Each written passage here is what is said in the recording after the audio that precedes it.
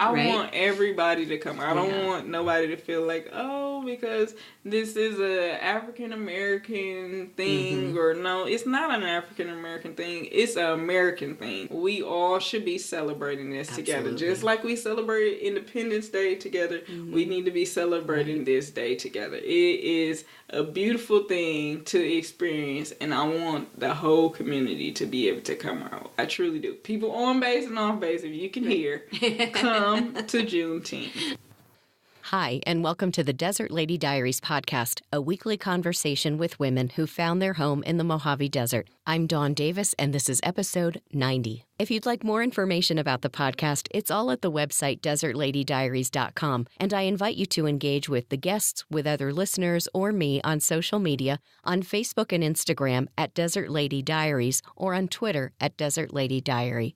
Kajiel Sullivan is 27 years old, married 4 years to her childhood sweetheart, Petty Officer 3rd Class Reginald Sullivan. Together they have 3 leading ladies, Rosie, who is 4, Millie, who is 2, and baby Rain, who is 9 months. Kajiel was born and raised in Milwaukee, Wisconsin, and her family moved to the desert in July of 2017. She's a big Packers fan, being from Wisconsin. My dad would be happy. He was born and raised in New Jersey and loves the Green Bay Packers. That's awesome. As a mother of 3 girls, Kajiel's hobbies are playing dress-up, reading the same book over and over again, and arts and craft that always end up in glitter. Yes. Welcome to the podcast. Thank you. Thanks so much for coming. For having me. Sure. So, what was your first experience with desert? My first experience, well, it was here in 29, and I would say, because we came at night, well, when the plane finally got here, it was nighttime, so my first experience was, we were like pulling up to the house, and it was just like a coyote just walking across the street, and I was like, oh, okay, we're in the desert. The welcoming committee. Right. So I was like, oh yeah, it's real. We're really out here now. Wow. So when you woke up the next day... And when I woke up the next day, we went outside and we looked at the backyard and we see all the sand and we see these beautiful palm trees and all the mountains in the background. And the first thing we feel like as soon as we walk out the door is the heat. And we're like, oh, dang, it's right, hot out here. Right, because you came in July. Yes. Yeah. It was extremely hot. Wow. Heat that I've never felt before. And we were like, oh, man, I don't know how people is surviving. Right. It's like out of the air conditioning, into the car, air conditioned car, into the air conditioned store, into the air conditioned car. Yeah. Yes, it was hot. And we were like, okay, well, let's try to go get some groceries so we can get something to eat. And we like going to the store and we see people walking down the street and we like, how are they walking out here? It's hot. Yeah. It's truly, truly hot. But after a while, I mean, I really fell in love with the heat. I don't think I could be anywhere else. Right? Like today, we're having this gloomy day, and I'm like, oh man, where's the heat? Yeah, because I literally put the heat on before you came. I thought, it is a little chilly in here. Maybe I'll bump it up to 70. Yes, but we I'm are glad. having a proper spring, I have to say. We are. I've only been here myself, it'll be 3 years at the end of July. So typically what's happened is, right around April or May, it's 65, it's 75, and then bam, it's 95 until September. And I just looked at my Instagram. On April 29th, I made a post. I took a photo and made a post that said, "Dear Mother Nature, please accept this as my formal request for 4 to 6 more weeks of days just like today, beginning today." Well, I'm happy to say that here we are on May 23rd, and we're on our way to 4. Let's go for 6. Exactly. And I was thinking that, I was telling my husband, I was like, oh, not so much today how it feel, because it's kind of, people want to kind of stay in the house and be warm, but just a little bit of wind. I hope it feels like this on June 15th, and I doubt it, but I'm hoping that just a little wind will be there. Right, some kind of cool breeze. Right. So is this the first place that you've moved from Wisconsin? No, actually. What have your travels been with your husband being in the service? Yes. So my first place was Nashville, Tennessee. Okay. I moved there with my mom and my stepdad when they got married.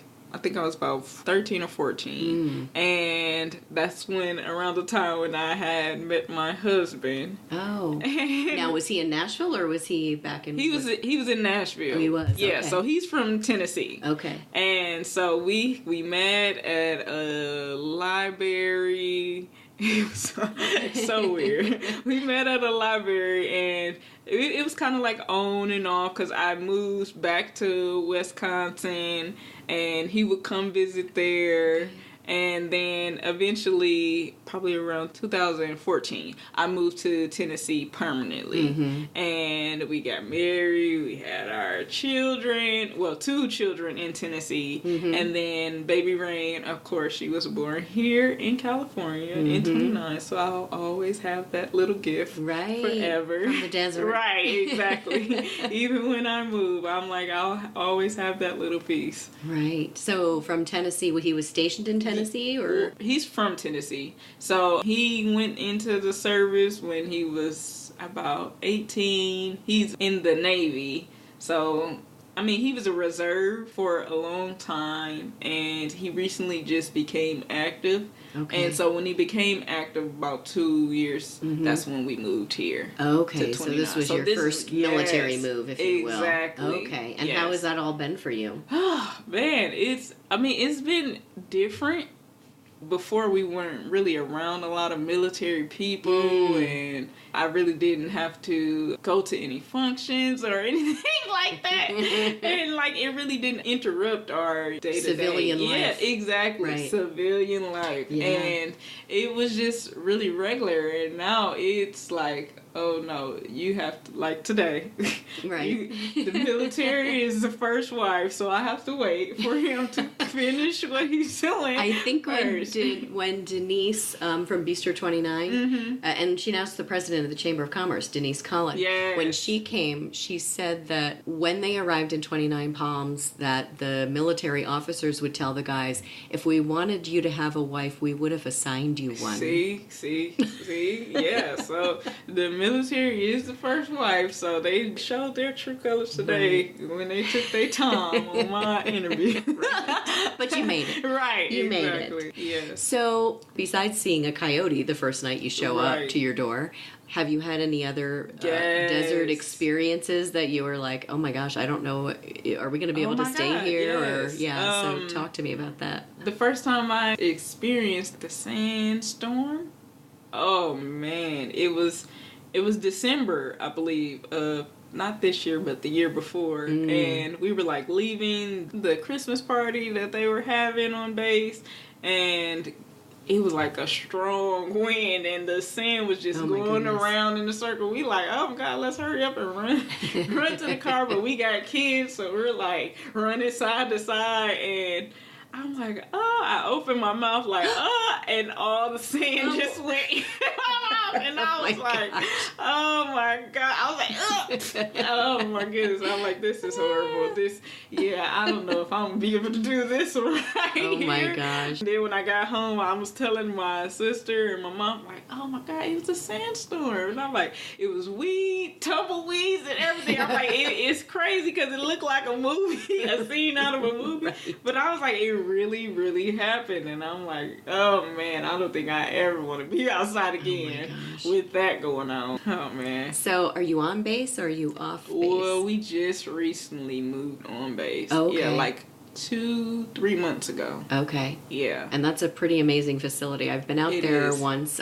Gail Austin, her husband owned Ink and Steel up on the highway. Okay. He was a Marine. And actually, she grew up partially on the base and in 29 Palms because her dad was in the service. Right. And she said, I've heard you say so many times on the podcast that you've never been on base. Do you want to go? Right. So we went. Oh, that's awesome. And I was pretty floored about how it's like a city within itself. It's almost like you don't have to leave. Yeah. I think some people feel like that. But I feel like for me, living off base and then living on base, I really enjoyed living off base because it was being more part of the community. Right. But it was still like it's just its own place, and it was quiet. It's a little bit more loud on base, Sure. but it was quiet off base, and we just had more room and yard space and all that. I mean, some people have yard space on base, and some people don't. Right, yeah. And where we live at now, we don't. Aww. So, yeah, I miss it. So do you have to, like, walk down the street to, like, the parks that they have in the different neighborhoods? And we have a park next door to, like, a little setup for the kids to go play on the slide. And the girls, they really, really enjoy that. Really, really do. Every day they look outside. They like, oh, can we go to the park? And I'm like,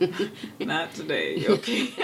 Mama's busy. Right, exactly. Every day they want to go. Aww. But yes, I miss living on base, but the perks of the financial situation makes it easier to live on base. Well, and probably you were more accustomed to that because he was civilian for so long. Exactly. It kind of slowly moved me into being a military wife. Right.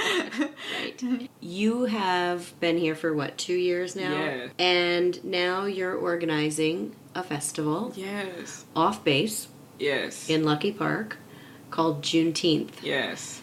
Talk to me about what spurred you to plan this festival and celebration. Right. And for someone listening who doesn't know what Juneteenth is or has never heard of it, let's start with that first. Yes. Okay. So Juneteenth, it basically, I always have trouble with this word, commemorating a proclamation to emancipation for the slaves, and it was the slaves in Galveston, Texas, who received the word last in the United States that on June 19th they were finally free. And they made not really a law, but I think it is a law, to basically enforce it, so that the people who did have slaves, that they would follow it and go by it. For me, from being from Wisconsin, we celebrate it every year. Every June 19th, we celebrate. They close down the streets, and it's like a few blocks where they close it down, and it's just like one big, huge community party. Wow. And I love it, love it, love it, love it, love it. It's so awesome. You get to see so many different things. There are different vendors there, all different types of people, just having a good time in one area. You get to see people talents, and the radio stations out there, they get to play the music, like having music all down the street, and taste all these different foods, which is my favorite. That's my favorite part. And then getting to see like some of the vendors and the things that they offer.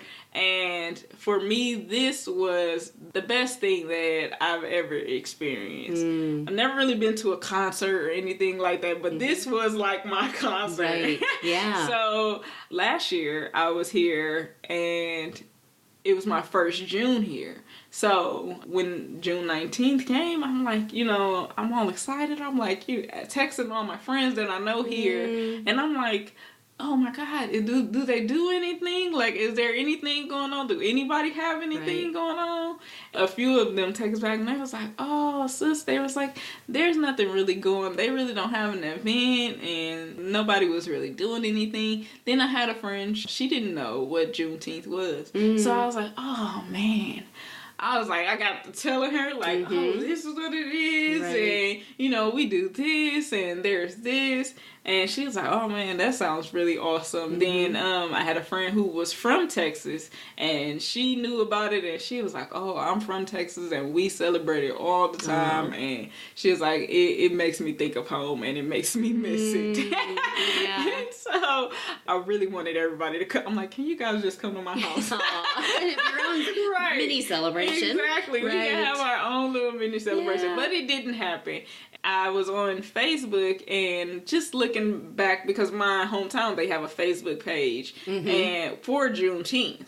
And they were like talking about it was raining that day, and some people were like, we're still coming. Some people were like, we don't know if we really want to go. And there was this young lady who made this Facebook status, and she was just like, I don't know why people still enjoy Juneteenth. it's played out, or it's not relevant, or it's not still fun. And I was like, to me, I was like, oh my God. Like, it kind of hit home. Sure. And I just made a comment on there. I was like, this is a little bizarre because I'm here in a place where they don't celebrate it at all. And I wish that I could just have a few friends come over so we can celebrate together, and you're there at home back in Milwaukee, Wisconsin, and you don't want to celebrate it. I'm like, that's crazy. I can't believe it. Let's just switch places for a day. You could be here not celebrating, and I would be there having the best time ever. So that was like a little bit of the inspiration that kind of jump-started it for me. But it wasn't until this year, around Black History Month, and I was at a meeting. There's a meeting called Women of Color. I don't know if you heard it. No? Okay, so there is a Facebook page, Women of Color Global. I believe that's it. Women of Color Global, or 29, I hope. And I was track it down. Right. I was at this meeting, and I was telling them, and then it was a few ladies who didn't know what Juneteenth was even there. I was like, okay, so we really need to have a Juneteenth here because the education portion is needed, and there's a lot of people that don't know about Juneteenth, and they need to know. It is important. It is very important. They was like, well, if you get it going, we will support you, but they didn't really know what it was. So I was like, okay, well, let me just talk around to see if I could possibly get something started. I'm like, I don't really know what to do. I'm thinking that we can all just show up to the park and have a little barbecue and celebrate like that. So I went to my first lady at church, and I asked her, and it's so hilarious because she was like, okay, I don't think she's ever attended a Juneteenth, but she knew about Juneteenth because her husband is from Texas and he experienced Juneteenth. So she was like, well, I'm going to give your information to Elder Denise, which is Denise Collins. Oh, great. And so I didn't put two and two together when she took my information down. I was like, okay, because I was still new and I really didn't know everybody in the church. So I was like, okay. And then it was funny because the next day I actually had a meeting with Elder Denise, and I didn't tie the two together. Divine intervention. Right, exactly. Until I got there, and then I was like, I'm just going to ask her. I was going to wait, but I was like, I'm just asked her right here. I'm here with her now. This is the perfect opportunity. So I just asked her, how do I go about trying to put on an event like this? And she gave me a few pointers, and the very first thing she told me was like, get you a flyer. Make you a flyer. That'll be your first step. And I was like, oh, dang. I was like, okay. I didn't know how to do anything. I'm like, I am so new to it all. So can it have glitter on it? Because I got plenty of that. Exactly. I was like, I knew that I was going to try to make something, but I did not know how I was going to make it happen at all. And now you've got articles in the newspaper, the radio station is talking about it. So let's tell people it's June 15th at Lucky Park, 29 Palms. Exactly. And you are having a fundraiser online for it right now, I saw, and you're about halfway at your goal. So if people are interested in doing that, they just need to look up Juneteenth in 29. Yeah, well, Juneteenth fundraiser in 29. Oh, okay, great. Yes. I had to fix it because I'm like, I know it's a lot of Juneteenth in 29, and it would get kind of confusing. So I fixed it. It's Juneteenth fundraiser in 29. Okay, great. Yes. So people can go out there and contribute if they... And now, at this stage, with it being a month away, where are you in the planning process, and what's going to be there for people? Is it food, games, what's going on? So in the planning process, I am trying to get the money so that I could be able to make the payments for everything that we're trying to have there. I just processed all the paperwork, still in the process it's in the making with the fire department paperwork.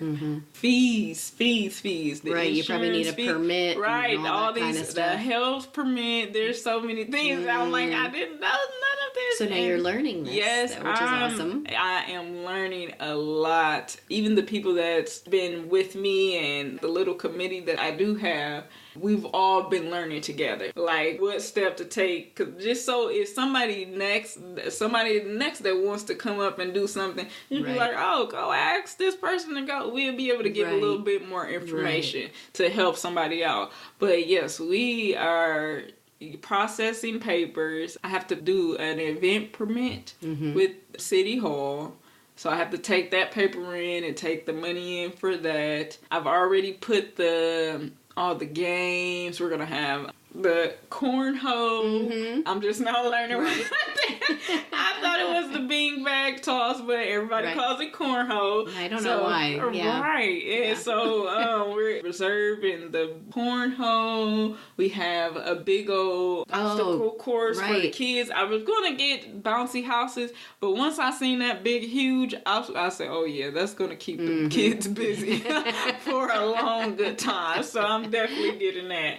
And we're going to have potato sack races, 3-legged races. Did I read something about essays? People are going to write essays. Talk about that. Yes. So we process application where children that are in high school can be able to do an essay and for Juneteenth. Well, basically talking about the history. Anything that they go and find on the history of Juneteenth. Okay. And we're going to go through those and pick the best 2 or 3, I believe.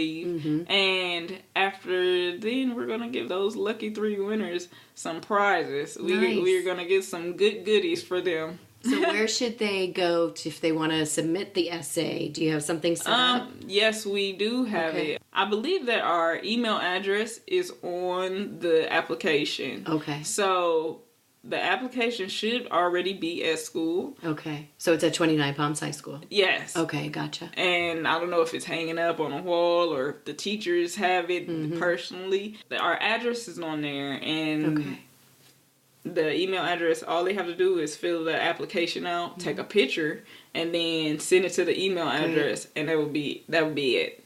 Perfectly fine. Great. Make it nice and easy. They don't have to come and meet me. I mean, they can if they want to, because I want to meet everybody that I can. Sure.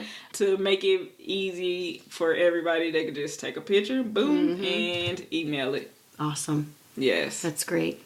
So let's switch back a little bit to the desert. Yes. And do you get into the national park much? Have you been in there? I have not been. Wow. Right, exactly. I've wanted to go because I see, mostly on Snapchat, I see a lot of people going and standing up on the mountains and doing their cool pics and walking and all that. So I have wanted to go. I just have not been. Yeah, I think it's probably my husband too. I'm probably gonna have to push him because they being in the military, they go on hikes and all that all the time. So he's like, I do not want to do that on my off day. What I suggest, because sometimes when I have friends come into town and they're only here for a day or overnight, what I'll do is I will go in the Joshua Tree entrance and drive to the 29 Palms entrance through the park, and it's a beautiful drive. Oh, wow. So what I would recommend to you is drive into the 29 Palms entrance and just take a Sunday cruise. It's I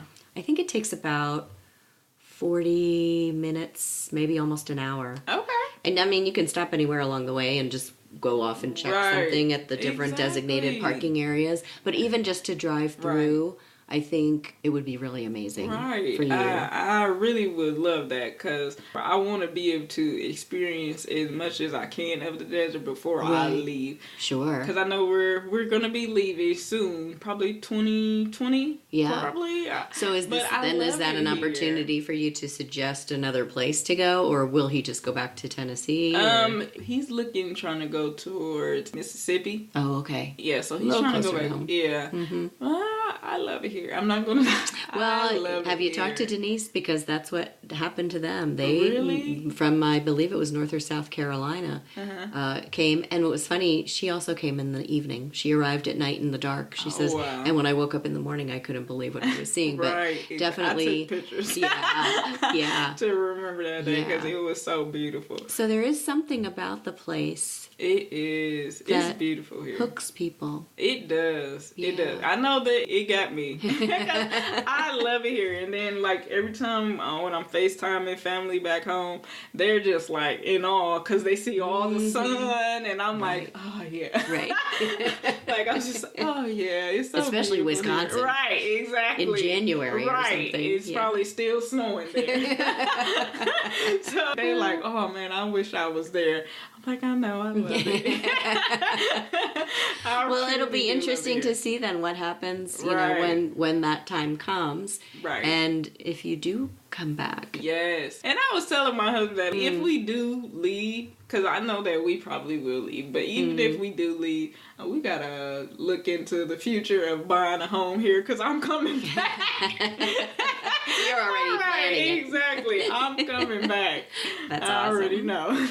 Well, I appreciate you coming on and talking with me today about your celebration coming up. And when I do the blog post on the website, I'll put those links that you sent me so that people can go to the fundraising site and then check out the event site and go out there on Saturday and June 15th. I want everybody to come. I don't want nobody to feel like, oh, because this is a African American thing or no, it's not an African American thing. It's an American thing. Right. We all should be celebrating this together. Just like we celebrate Independence Day together, we need to be celebrating this day together. It is a beautiful thing to experience, and I want the whole community to be able to come out. I truly do. People on base and off base, if you can hear, come to Juneteenth. Awesome. So before we go, for my Patreon subscribers, I do something called Diary Unlocked. Okay. So I'm going to ask you to choose 4 numbers between 1 and 50. Okay. And we're going to see what those questions are to answer. Okay, I'm going to choose number 1. Okay. Because that's my husband's birthday. 12 for me. Okay. 20 for our anniversary. And 15. 15. All right, I'm going to read those questions. They are, you find a lottery ticket that ends up winning $10 million. What do you do? Oh, I have Juneteenth. Right, exactly. Like, nobody has to pay anything. This is going to be the biggest Juneteenth you ever seen. It's going to be Juneteenth, like Juneteenth in Vegas or something. It's going to be huge. That would be so awesome. That would be cool, right? 10 million? Oh, man. Then the second question will be your top 3 favorite pizza toppings. Then, was there a trait you recognized in yourself at a young age that you still use or has led to your particular vocation? Okay. And then the last question will be, who is playing you in the movie version of your life? Go on over to desertladydiaries.com, click on the support page, and check out the Patreon option. If you sign up, you'll not only have Kajiel's answers to those questions, but to all of the Diary Unlocked episodes since the beginning of January. Yes. Thank you again for coming on. I really appreciate it. You're welcome. Thanks for having me. I truly appreciate it from the bottom of my heart. Oh, thank you. First, I've got a shout out this week to Marley. Thanks so much for signing up for the weekly newsletter, Marley. If you'd like to receive a weekly email with the latest episode of Desert Lady Diaries, it's super easy to do. Head to desertladydiaries.com and click on the weekly newsletter button, and you'll never miss an episode. Also, if you're in Joshua Tree June 14th, 15th, or 16th, in addition to checking out the Juneteenth celebration in Lucky Park and 29 Palms on June 15th, consider joining the Pride. That's JT Pride. It's the 50th anniversary commemoration of the uprising at the Stonewall Inn in New York City, which was a very significant event in history, especially for our LGBTQ brothers and sisters. Check out all the events on their Facebook or Instagram pages, Joshua Tree Pride. And if you're in the area and you want to volunteer, send an email to joshuatreepride@gmail.com and put volunteer in the subject line. I am the volunteer coordinator, so I will put you to work for a good cause. All the JT Pride events are at Art Trap and Zandalions in downtown Joshua Tree. There's a mermaid parade that starts at the farmer's market at noon on Saturday, a barbecue, bands, a one-act play, comedy, and on Sunday, a full literary program with brunch. If you're there, stop me and say hello. And if you're a fan of sci-fi, or you know someone who is, you'll be interested in what my fellow Joshua Tree podcaster Jean-Paul has to say. Science fiction stories and interviews blasting straight out of the Mojave Desert and beyond. Space Cowboy Books presents Simultaneous Times Podcast. free to stream on your favorite podcast player. Find out more at spacecowboybooks.com, and be sure to visit our store in Joshua Tree, California. See you back here next week. Thanks so much for listening.